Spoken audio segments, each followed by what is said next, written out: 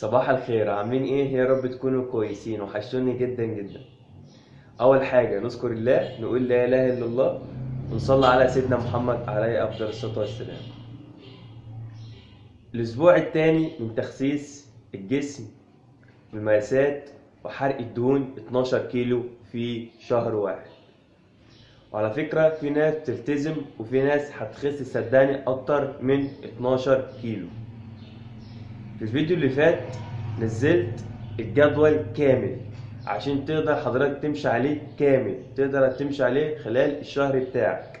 بس في ناس قالوا لي يا كابتن نزل لنا كل اسبوع باسبوع، فعشان كده انا جبت لك النهارده الجدول الاسبوع الثاني. الجدول ده انت اصلا لو نفذته لوحده ممكن تخس عليه اقل حاجه من 3 كيلو الى 4 كيلو.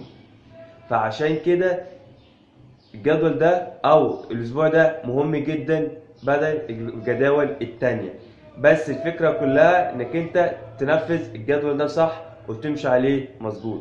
لو حابب انك انت تمشي معانا تخس معانا 15 كيلو خلال الشهر، يبقى كمل الفيديو ده لحد الاخر وارجع تاني شوف الجدول كامل، فيه هسيبهولك تحت في الكومنتات.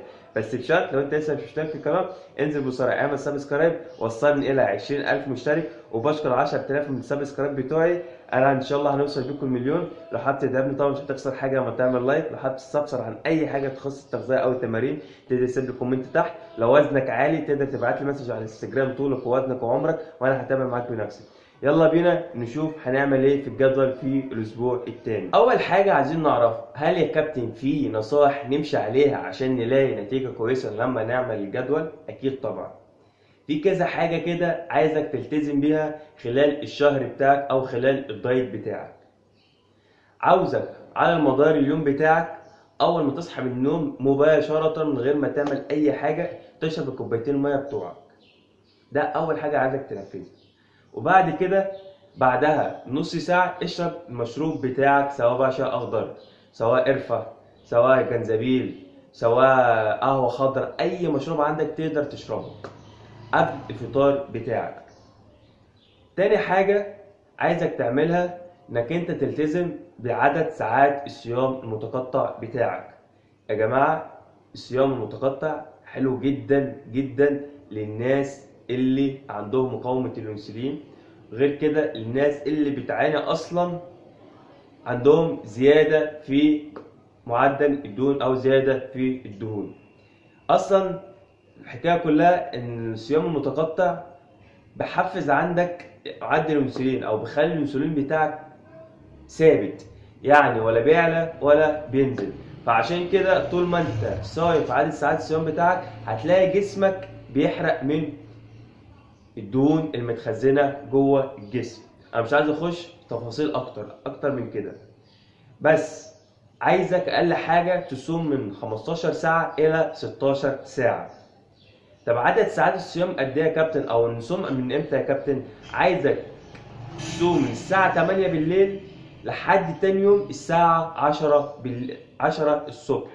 يعني هتمنع الاكل او هتقطع الاكل بتاعك من الساعه 8 بالليل او الساعه 9 بالليل لتاني يوم لحد الساعه 10 الصبح. ده اول نقطه.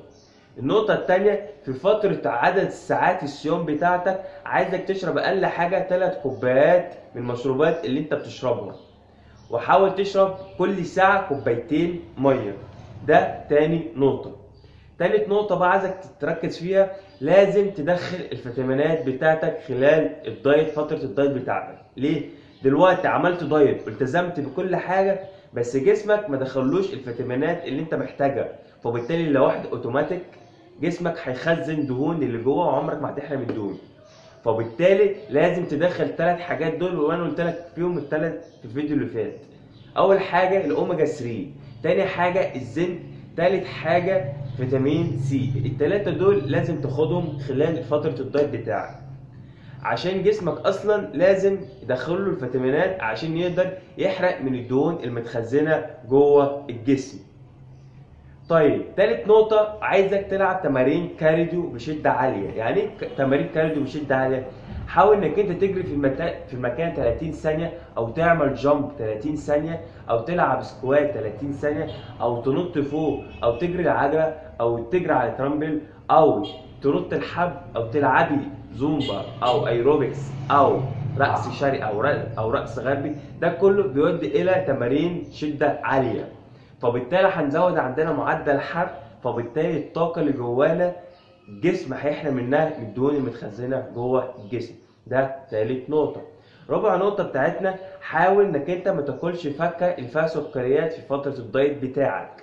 حاول انك انت تاكل الفاكهة اللي فيها نسبة مية كبيرة زي البطيخ، زي مثلا الكمثرى فيها برضه نسبة مية. ابعد عن العنب والمانجا والتين والبلح، ده كله ابعد عنه. انما ركز على مثلا التفاح، البرتقال، الموز، البطيخ، الكمثرى، اي حاجه تقدر تاخدها بدون انك انت تلجا الى السكريات اللي تاخدها من السكر. خامس نقطه، عايزك تكتر من الالياف او الخضروات في الوجبات بتاعتك. يعني حاول انك انت تزود كميه السلطه، بس السلطه انك انت ابعد على اي حاجه فيها املاح، اللي هي زي ايه؟ ايوه الطماطم. ابعد عن اي حاجه تحط نسبه طماطم نسبه كبيره في طبق السلطه بتاعتك. حاول انك انت تحط ليمون على طبق السلطه بتاعك، سواء في الفطار او الغداء او العشاء. دول يا جماعه الملخص كله في الاساسيات او النصائح اللي نقدر نلتزمها في فتره الدايت بتاعتنا.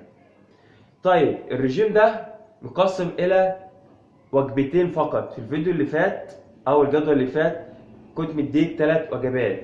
لقيت الناس يا كابتن هو ينفع ان انا اكل وجبتين فقط؟ ايوه ينفع. طول ما انت بتاكل طول ما انت بتاكل الوجبه الاولانيه الانسولين بتاعك بيعلى. هتعدي مثلا كام ساعه هتلاقي الانسولين بتاعك نزل، فهتاكل كمان وجبه الانسولين بتاعك بيعلى، فبالتالي طول ما انت بتاكل الانسولين بتاعك بيعلى. فاحنا اضطرينا ان احنا نعمل وجبتين فقط خلال الاسبوع ده. فعشان كده انا مش حرمك من اي حاجه، وجهز نفسك ونشوف بتاع الجدول بتاعنا عباره عن ايه، وان شاء الله هنخس عليه اقل حاجه 15 كيلو في الشهر. جهز نفسك ورقه والقلم ويلا بينا نشوف الجدول بتاعنا هيبقى عباره عن ايه. بس الورقه والقلم واكتب معانا الجدول بتاعنا هيبقى عباره عن ايه. زي ما قلت لك الجدول ده او الاسبوع الثاني هيبقى عباره عن وجبتين، والوجبه الثالثه سناك. ركز معايا. اليوم الاول هيبقى عباره عن، بالنسبه لوجبه الفطار هتبقى عباره عن 2 معلقه جبنه فيتا لايت، زائد 2 بيض مسلوق، زائد الطبق السلطه الخضراء بتاعتك. السناك هتاخده بعدها 3 ساعات. السناك هتاخده بعد الوجبه الاولى ب3 ساعات. هيبقى عباره عن كوب لبن او كوب زبادي خالي الدسم، عليها معلقه بذور الشيا، زائد تفاحيه واحده فقط. بالنسبه لوجبه الغداء هتاخدها قبل ما تكسر الصيام، او قبل ما تبدا الصيام بتاعك ب3 ساعات او بساعتين. هتبقى وجبه الغداء هتبقى عباره عن 200 جرام جمبري مشوي، زائد 100 جرام رز بني او بسمتي، زائد الطبق الخضر السلطه بتاعتك او طبق الخضار بتاعك. غير كده يا جماعه هيظهر لك على الشاشه فوق في اول يوم. بالنسبه الى اليوم الثاني، وجبه الفطار هيبقى عباره عن كوب لبن خالي الدسم، زائد تفاحيه. السناك هتاخده بعدها بساعتين، هيبقى عباره عن مكعبين او مكعب واحد من شوكولاته او الشوكليت، زائد كوبايه قهوه فقط، كوبايه قهوه خضراء.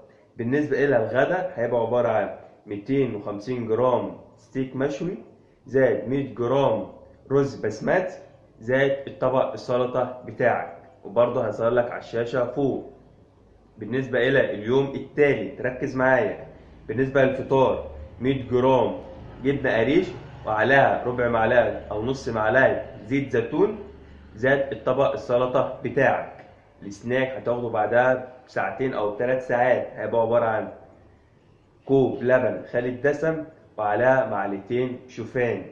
بالنسبه الى الغداء هتاخده قبل ما تصوم بساعتين او ب3 ساعات، هيبقى عباره عن 4 صوابع كفته، زائد 100 جرام رز بسمتي او بني، زائد سلطه الخضراء.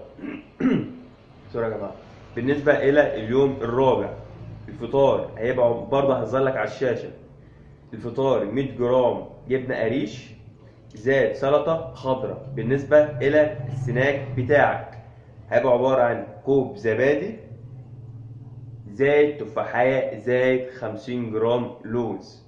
بالنسبة إلى الغدا هيبقى عبارة عن 250 جرام فراخ مشوي زائد خضار سوتيه زائد وعليها ربع معلقة زيت زيتون. بالنسبة إلى اليوم الخامس، بالنسبة للفطار هيبقى عبارة عن 2 جبنة قريش زائد 2 بيض مسلوق زائد السلطة الخضراء بتاعك.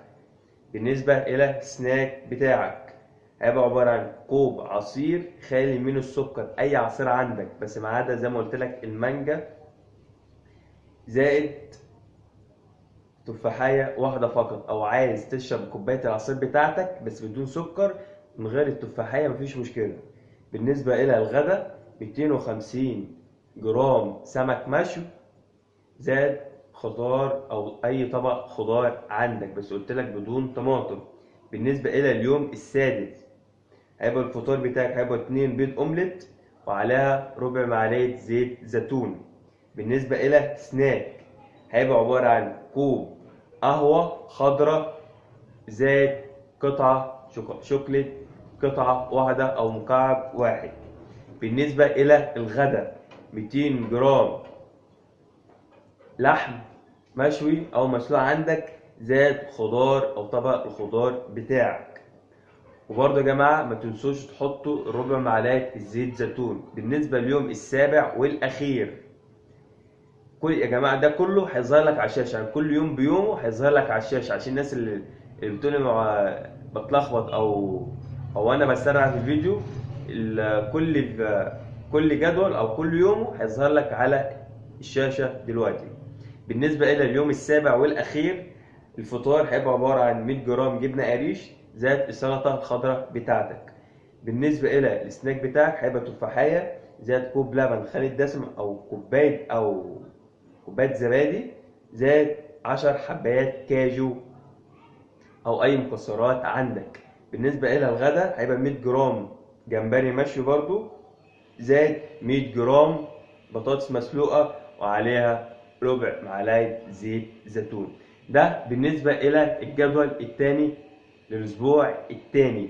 لسه برضو كمان كام يوم هنزل لكم الجدول الثالث والأخير عشان هنيجي نقيس في آخر الشهر هنلاقي نفسنا إن إحنا خسينا أقل حاجة من 12 كيلو إلى 14 كيلو. استنونا بقى فيديو جديد وجدول جديد ومعانا هنخس. كان معاكم كابتن باسل شوية. سلام.